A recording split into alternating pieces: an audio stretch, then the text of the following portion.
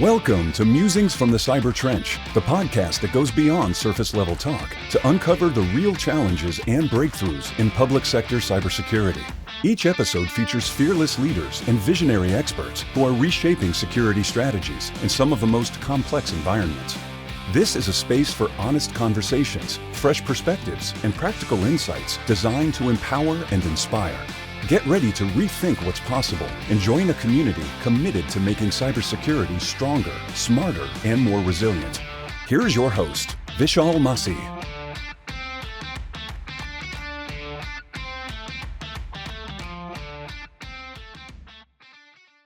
Hi everyone, welcome to another episode of Musings from the Cyber Trench. Today we are going to talk about quantifying cyber risk.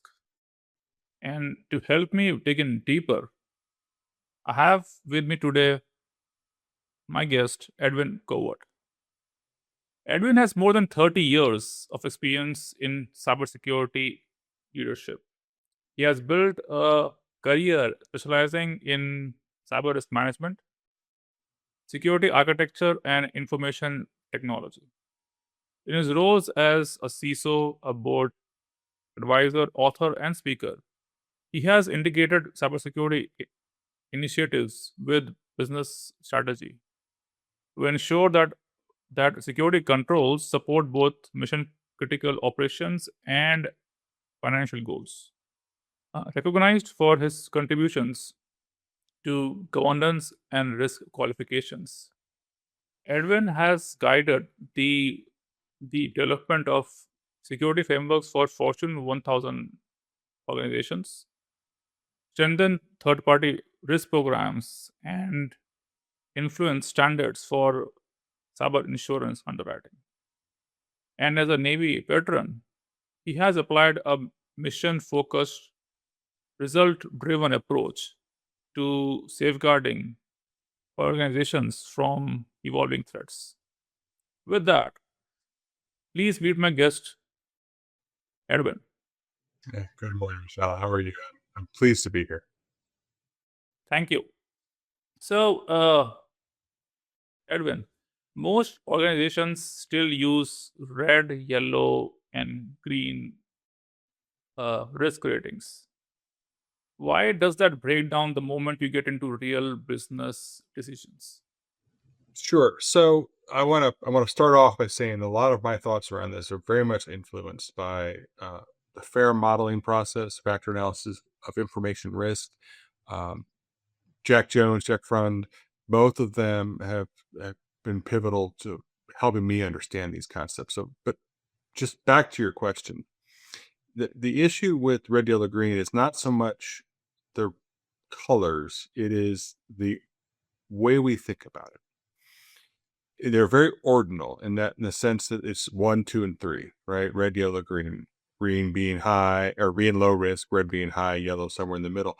Ordinal doesn't talk to any sense of change in magnitude, right? What makes something a yellow risk versus a green risk? Or to think more numerically, what makes something a risk on a scale of 1 through 5, for instance? What makes something a 3?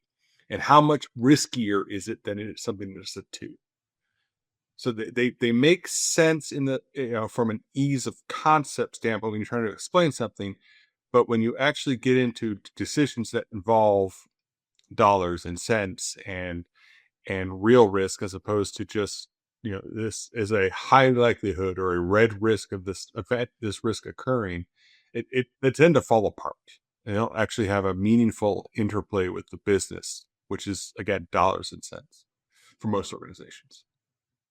So you're saying like putting a dollar value, as in quantifying the cyber risk, is really what we should be then focusing on when it comes to assigning the right yellow, red, or green color to it. Absolutely. You can still do color schemes or high, medium, and low, whatever you want, as long as there's something underneath it that says what it means. For example, if you're going to say something is a medium risk, you're saying that it's going to, as for an organization, maybe it exceeds a likelihood of occurring and has a magnitude or a loss of greater than $1 million, right?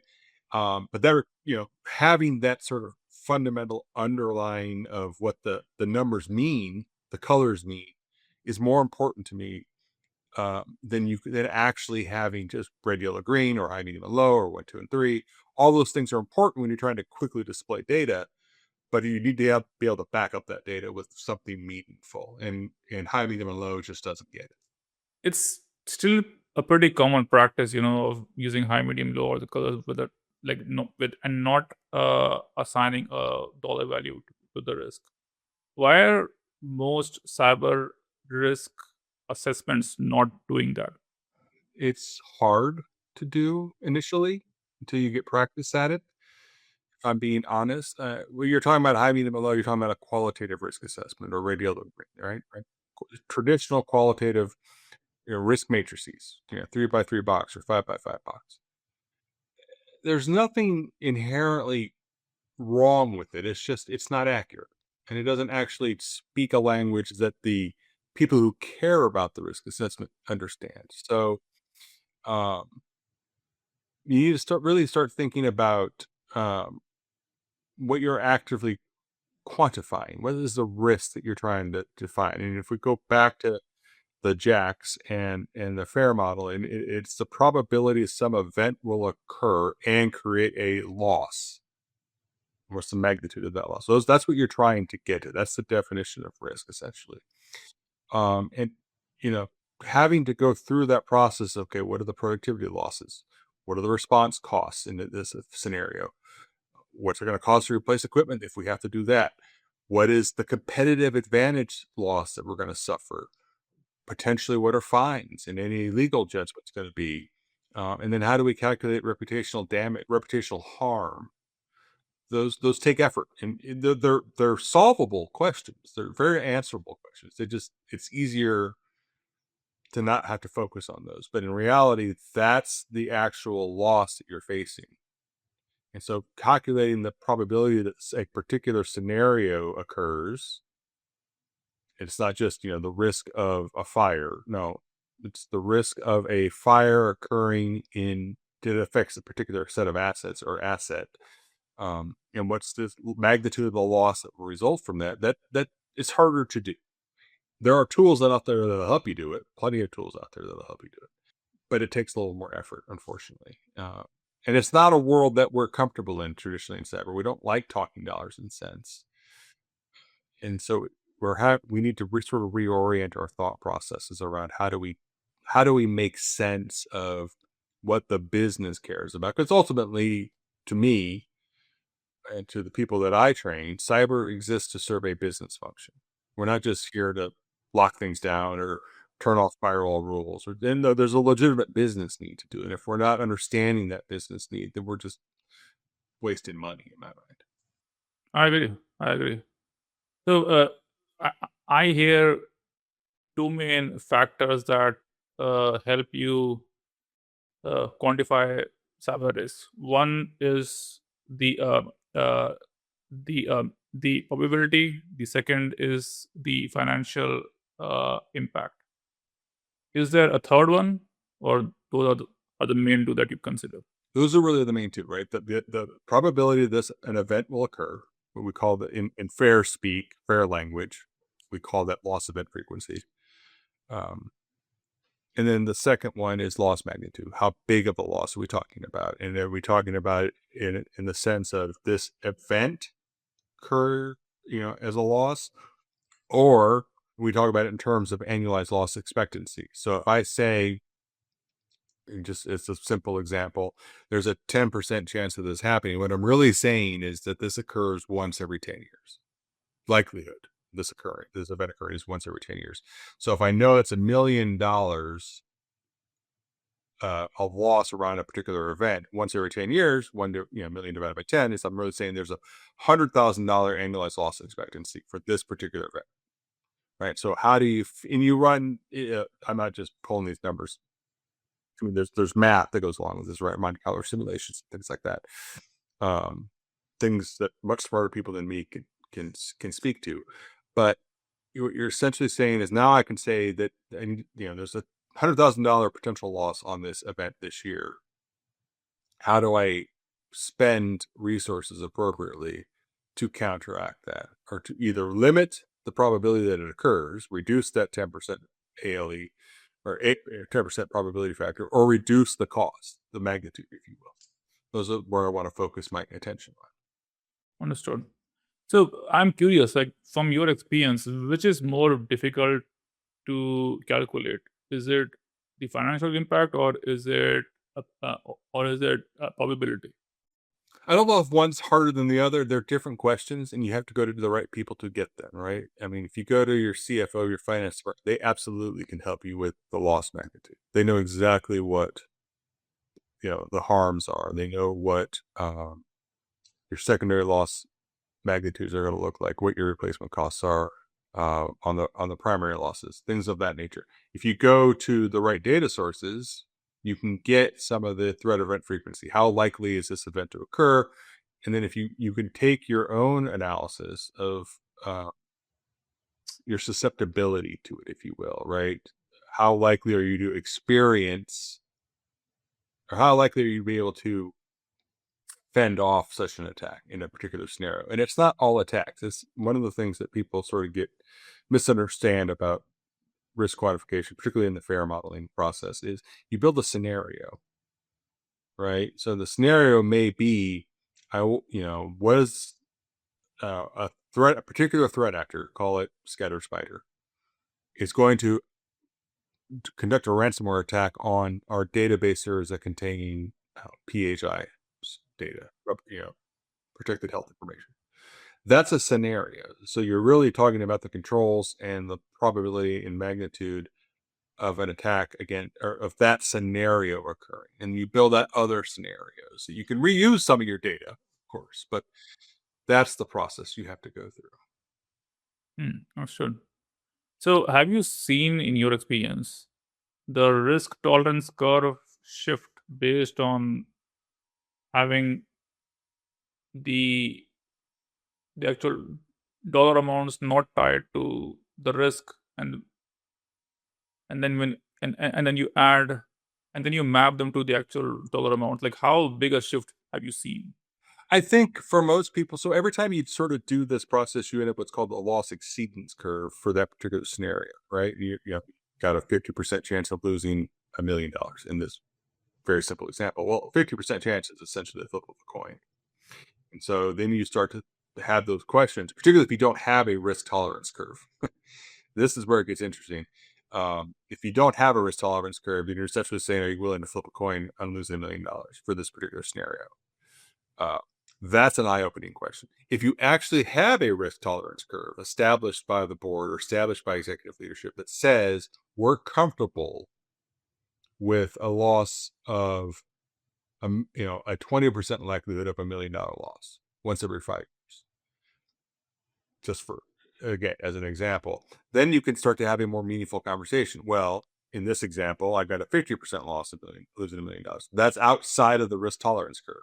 What do we need to do to bring that risk probability, i.e. 50%, in line with our established risk tolerance? Right. So that's a conversation. Now it's no longer a cyber needs more money. Now it's how do we get this set of controls in place to bring ourselves back into compliance with our own risk tolerances, which are arguably driven from the business. So again, we're back to business, business objectives. That makes so much sense. As I've often seen compliance being the actual driver rather than risk, but it should be the other way around, because like not being compliant is a risk, but like companies see it more of a point, more from the point of being able to do business. They want to have certain compliance standards in place, but focusing just on the compliance part, they miss the cyber risk part. What do you think? Well, I'm sure you've heard this. There is this old maxim in this cyber game that we play that you can compliance is not security, right? This is something anyone who's been in this business long enough knows this. Compliance is important. Do not, please, for your audience, that they don't take me to mean that compliance is not relevant. It is absolutely relevant. It's what helps you prevent those fines and judgment losses. But you can be compliant and not be secure, as everyone knows. I will argue that you can be, if you're secure, then you're compliant. Because particularly if you're doing risk quantification, because now you're talking, you've laid out what's in scope for security, and that's how you drive your compliance question. So one drives the other doesn't necessarily drive the one. So and you can make the case in a risk quantification scenario. Again, let's say you're a U.S. company and you want to do work in Europe, right? So you have to comply with GDPR, right? The privacy requirements for the EU. You can make the case that with the risk quantification approach, that the risk of not complying is so high that it's going to affect your business objective, which is doing business in the EU.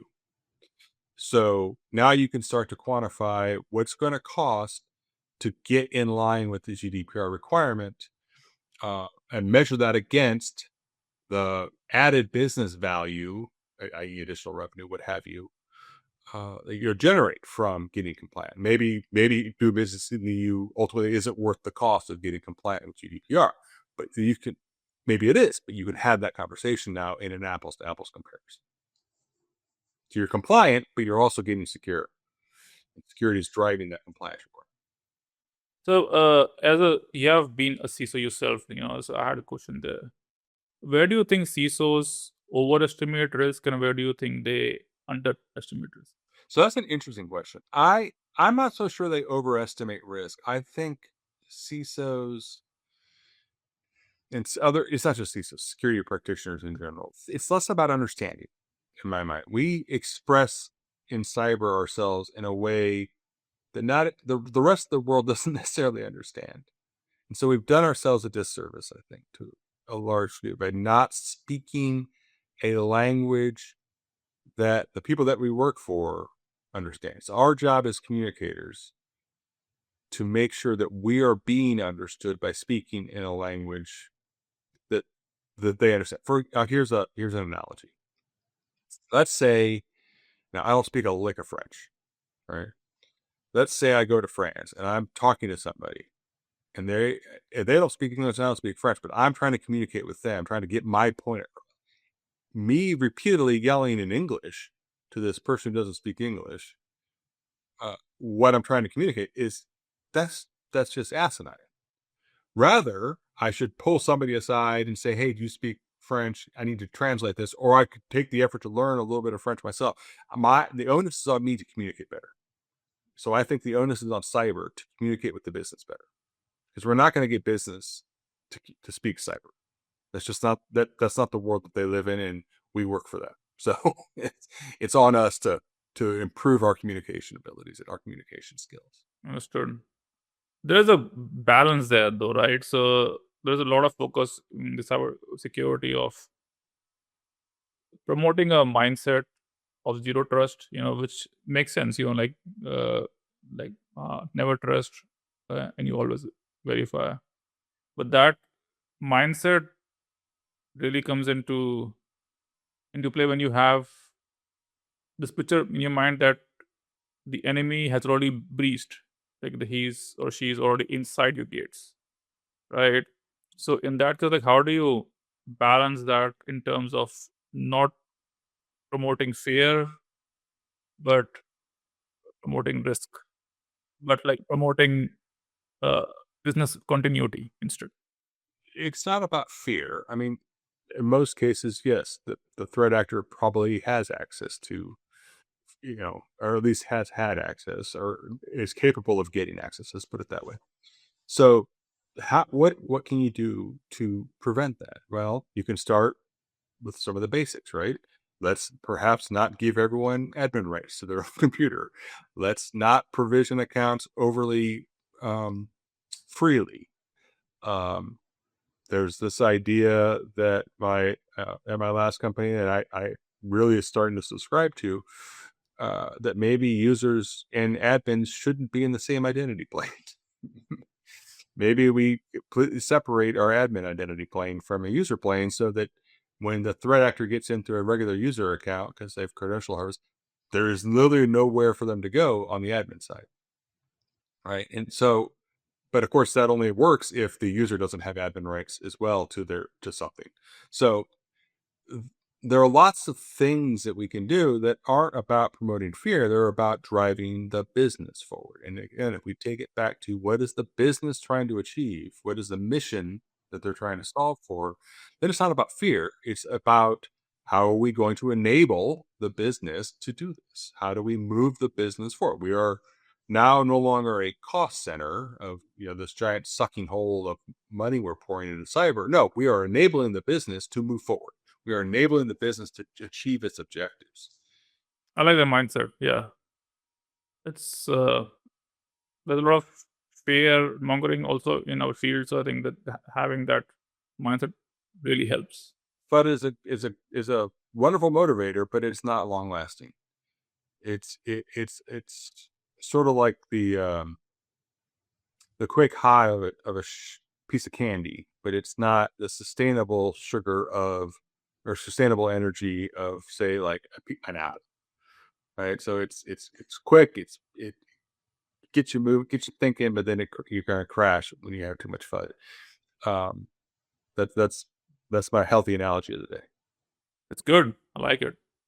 Well, now let's talk about third-party risk and also supply chain.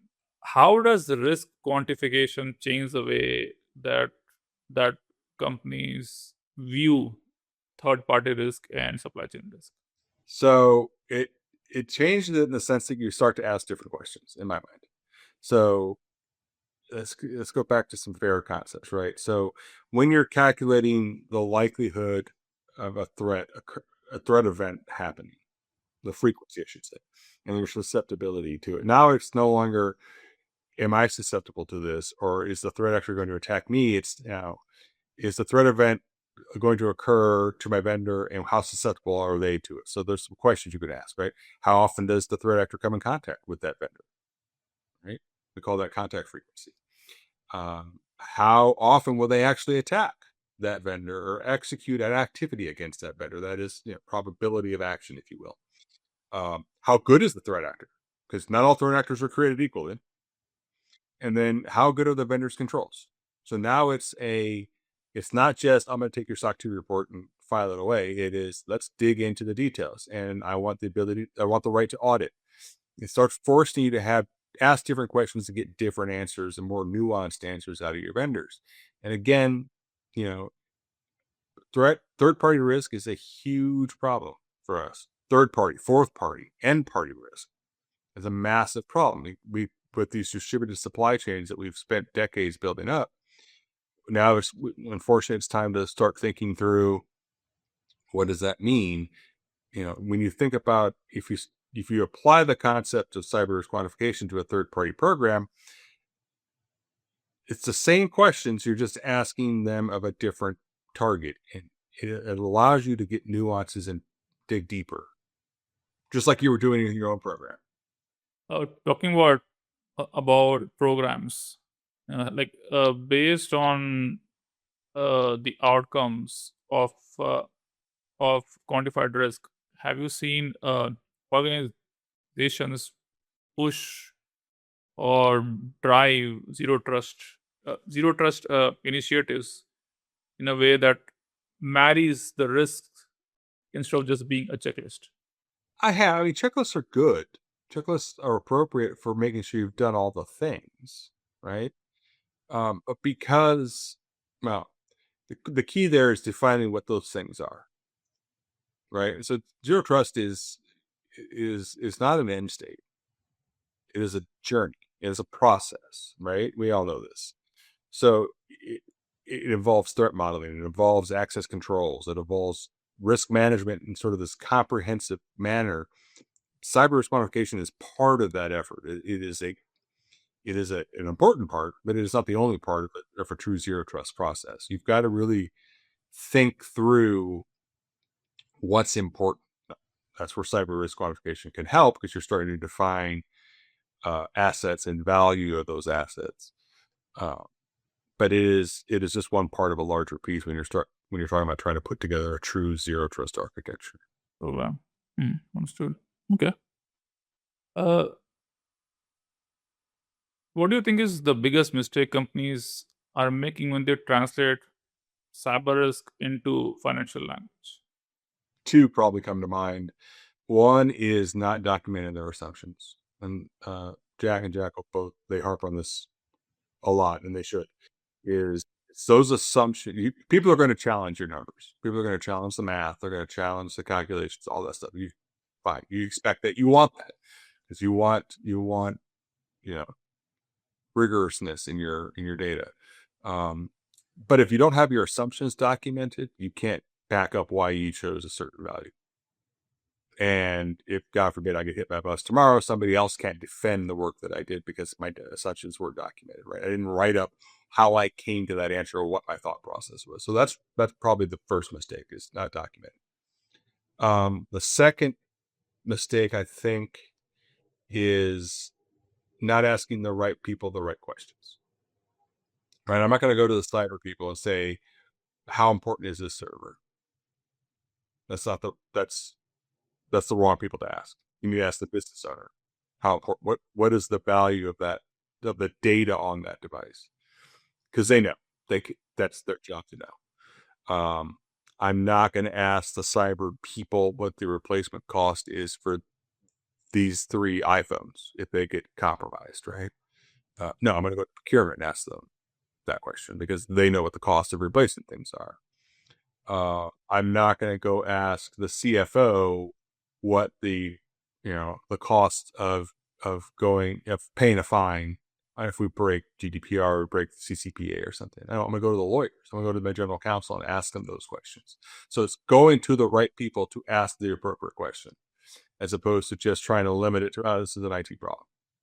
Cyber is not an IT problem. Cyber is not a technology problem. Cyber is a business problem. So you got to take the whole of the business to sort of get the answers you're trying to get to. Yeah, I have not seen, at least in my experience, cost centers being assigned to various business functions. You think that is important? Well, I think otherwise, how do you measure whether or not a particular business function is helping or hindering the organization's overall goals? When I ran P&L for an organization, I knew exactly how much my costs were and how much revenue I was generating. That's part of running a business unit. Even if it's contributing to P&L, you're not a revenue generating function. You should be able to calculate how much your costs are and how you're contributing to that overall profit loss. I would think. I mean, I'm not a finance guy, so your mileage may vary. Your CFOs will be better equipped to that, but that's just off the top of the head thinking. In your mind, like based on your experience, how do you think cyber insurance underwriting changes when risk is measured instead of assumed? Well, if you have a CRQ or cyber risk quantification approach to your systems, suddenly it's a lot easier to understand how much insurance you probably need.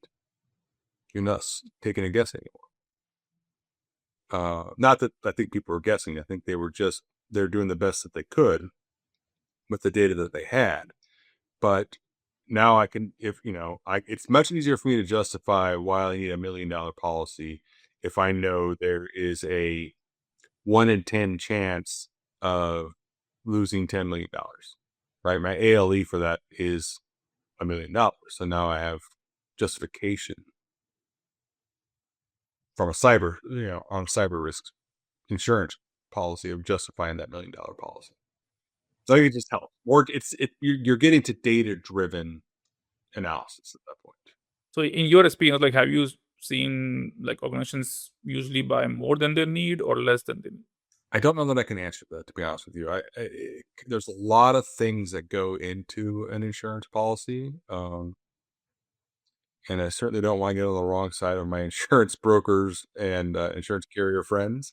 There's a lot of reasons people pay for what they do from an insurance standpoint. And there's a lot of factors that go into it. So it's hard for me to say that somebody spent more, somebody's not spent enough. Yeah, I don't know that I'm the right person. That's more of probably a question for your brokers and underwriters who are listening. Where do you think tools help, and where does human judgment still matter when it comes to doing risk quantification? I think it's like any tool. I mean, any process, there's going to be tools. Tools will help make the math easier, make it help collect the data. But at the end of the day, you still need people who understand the organization and the value that its assets hold. I mean, a tool can't tell you that. A tool can tell you how to do the calculations once you have that data.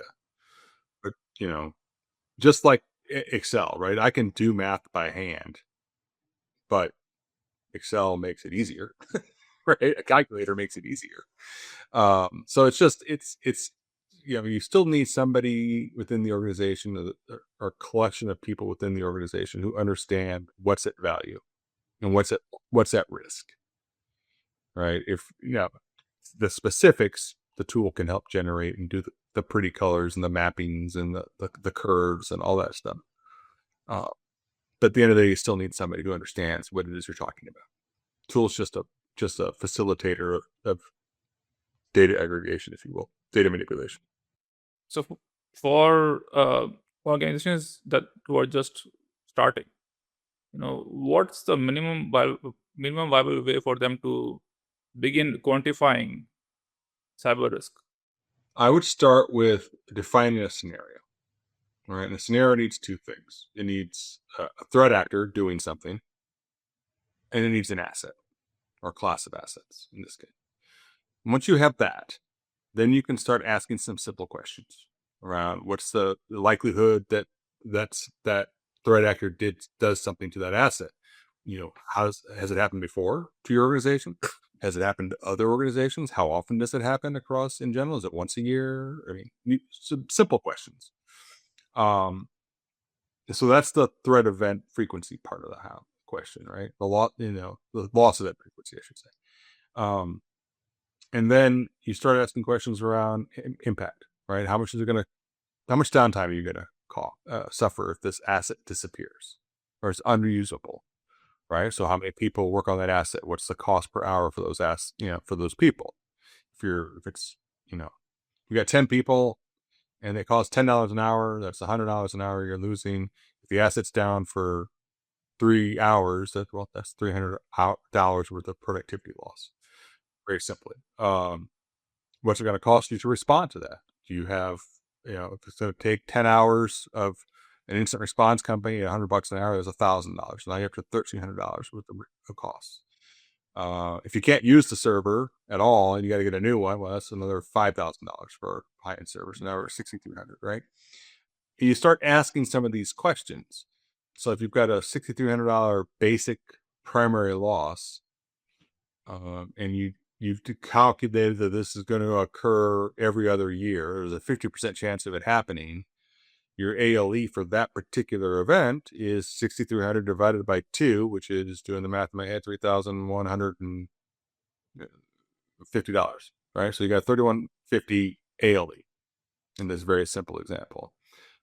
What can you do to affect that costs less than $3,150, because you don't want to obviously spend more to protect something than it's worth? But you can start having those basic conversations. That's just a simple sort of back of the napkin sort of calculation of how you do this sort of stuff. That's where I would start. Just working through some of the basic concepts, socializing them, because it's going to take a minute for people to sort of get used to this new way of thinking. Oh, it's too hard to calculate cyber risk losses. It's not. You just got to put a little effort into it and ask the right questions in my mind. So I'm going to ask a question which is almost in everyone's mind right now. Do you think the use of agentic AI increases the financial impact of cyber risk? Oh, absolutely. And I commend you for getting 36 minutes into this conversation before we mentioned AI. Well done. Yes, the answer is yes. It will absolutely increase the financial impact, particularly in a ways when you start talking about agentic AI. There's a level of autonomy that is given, I think, to agentic AI that makes me very nervous. For example, the scenario that sort of keeps me up at night is what happens when you've told your agentic AI to maximize the reduction of cost in its cloud usage, right? Or, you've got a system that says it's monitoring your cloud consumption. And what if it decides that one of the best ways to do this is to turn off your cloud defense systems because it's causing consumption? You've given your AI the autonomy to turn off your cyber controls. That keeps me up at night. Now, how likely is that? I don't know. I'm not an AI expert. There are smarter people in the world doing that, like Rock Lambros and Andrew Shea on the risk quantification side of the house. But it is absolutely going to change the game for how we think about loss and think about risk, because it's the threat surface just sort of opens up. Exploded. Yeah. Yep. Yeah, but my concern is, even if we put guardrails, the fact that you can't really understand how AI thinks, there can be some specific data or prompt injection attacks that can happen. Some like fringe case that no one could have thought of, because the way AI thinks is not really transparent to us. Rock and I were having this conversation the other day Rock Lambros and I around prompt engineering attacks. And the argument is and I'm coming around to this argument. I don't know, I'm fully on board, but I'm like 90% there. There's no way to stop that. Guardrails aren't going to solve that problem because it's a feature, not a bug of AI. Prompt engineering is a feature. So I'm not convinced that that's a solvable problem, which also terrifies me a little bit. So That is good to know. Like, I guess I have to change the way I think then. Well, and ultimately for me, it becomes, it's one more piece of data in my larger risk management thought process, right? It's another thing to think about. It's another risk that has to be managed. And all risks can be managed.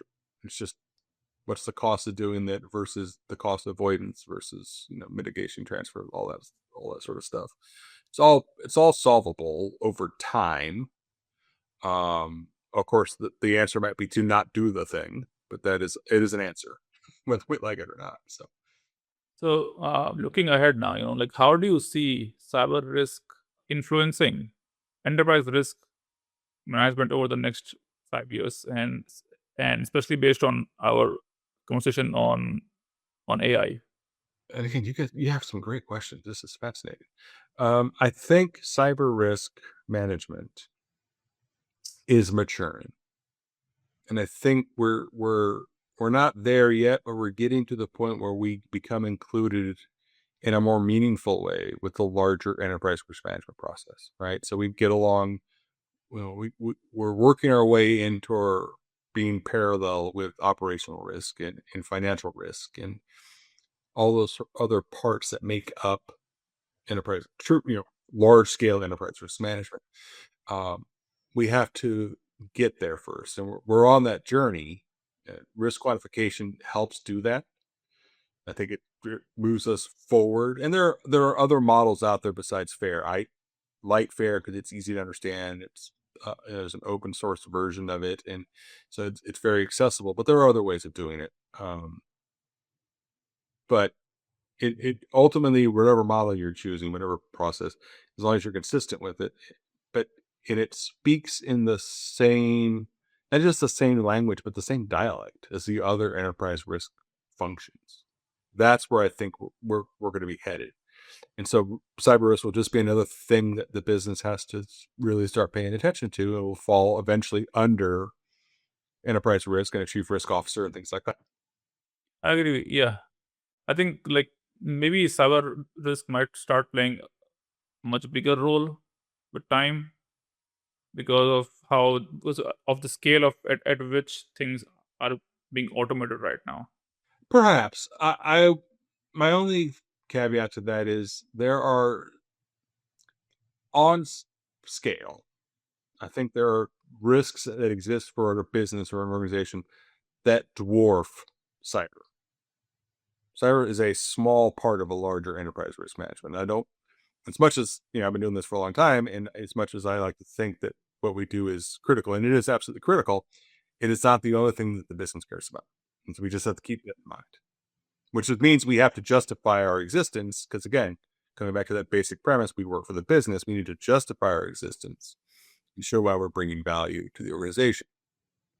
And I think a risk quantification approach is the best way to do that. So, Edwin, now let's shift gears a bit. It's the time where we get to know you a bit more. You have spent 3 decades in cybersecurity. What pulled you into the field? I sort of tripped into it, to be honest with you. I was in the military and ended up, I was in the Navy and ended up doing some IT related work around website design for something that the Navy needed. And I just sort of tripped into IT, and then from there into cyber in the mid to late 90s. And I've been there ever since. I ended up doing a job. I was with a federal contractor. I was very young, doing some work for the Air National Guard in the Washington, D.C. area, working under a woman, was running sort of the cyber for the contract. And she moved on, took a different role. And so I assumed her position, and quickly I had to come up to speed all the things that I thought I knew. But yeah, it was like I said, sort of stumbled into it, and just it felt right. Felt like this is something I was born to do. Nice. Well, thank you for your service, Edwin. Thank you. Appreciate that.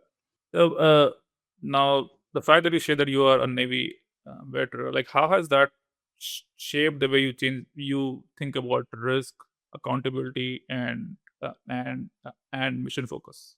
Well, as I said a little bit ago, cyber is a small part of a larger risk management. To me, coming out of the service, and I didn't retire from the military. I did my tour and got out, but it does tend to focus your mind on what's important, right? So at the end of the day, loss of life matters more than loss of IT system. So just helping keep things in perspective, I think, is probably one of the core things that came out of my service in the Navy. And then also, understanding that mission matters, and it's not just a nice phrase, that you're trying to solve a problem, right? I'm going to take that hill, or I'm going to patrol this section of the ocean because it needs to be done, because that is the job. And you focus everything you have on doing that job. Yeah, I was speaking with Chris Kerwood. Like, he's a good friend of mine. He's also in cyber, and he is a former Marine. He was also like telling me like the same mindset of like always being mission focused. Because coming from the civilian side, I have not really grown up in that. But like having that strong focus on the mission, like I see the value in that a lot. And he might take issue with the fact you call him a former Marine. There are no former Marines. There are Marines. There are Marines. That's it. I say that only is because, the Marine Corps works, it's part of the Navy. So, but we have great respect for our devil dog friends. So, what cybersecurity beliefs you had like when you joined the field, and now that has changed? Oh, that's an easy one. When again, coming from my, initially with my background in IT, is I thought of cyber as an IT problem. And I've just learned over the years that it's not an IT problem. IT enables a lot of what we do, but IT enables a lot of what any business does. Cyber is a business problem, is a business risk. Because of our reliance on IT to do the business, it's now a business risk. So when you're not thinking about cyber risk, how do you recharge? I play a lot of guitar, just sort of putzing around at home. Listen to a lot of vinyl albums. I'm a big fan of particularly jazz guitar. So Kenny Burrell and Wes Montgomery and Grant Green and that sort of crowd. Wes is probably my guitar hero. Hang out with my dog, my wife, talk to my kids all the time. So they're adults now, so it's not like they live with me. But yeah, just things that aren't IT related. Do a lot of reading. I'm reading a book right now on state and state systems post globalization that is fascinating.